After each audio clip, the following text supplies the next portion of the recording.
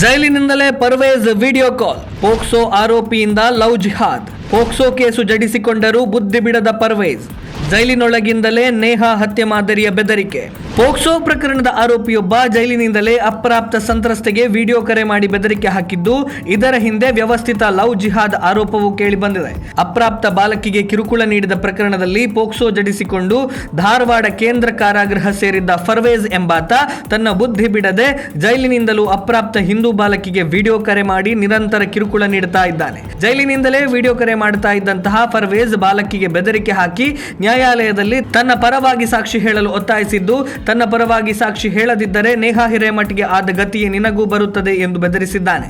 ಆರೋಪಿಯು ತನ್ನ ಕೈ ಮೇಲೆ ಸಂತ್ರಸ್ತೆಯ ಹೆಸರನ್ನು ಬರೆದುಕೊಂಡು ವಿಡಿಯೋ ಕರೆ ಮಾಡಿದ್ದು, ವಿಡಿಯೋ ಕಾಲ್ ರಿಸೀವ್ ಮಾಡದೇ ಇದ್ದರೆ ಜೀವ ತೆಗೆಯುತ್ತೇನೆ ಎಂದು ಧಮಕಿ ಹಾಕಿದ್ದಾನೆ. ಪೊಲೀಸ್ ಅಧಿಕಾರಿಗಳು ಜೈಲುಗಳಲ್ಲಿ ಮೊಬೈಲ್ ಬಳಕೆಗೆ ಅವಕಾಶವಿಲ್ಲ ಎಂದು ಪದೇ ಪದೇ ಹೇಳುತ್ತಿದ್ದರೂ ಜೈಲಿನ ಐಷಾರಾಮಿ ಜೀವನದ ಬಗ್ಗೆ ಆಗಾಗ ಸುದ್ದಿಯಾಗುತ್ತಿರುತ್ತದೆ.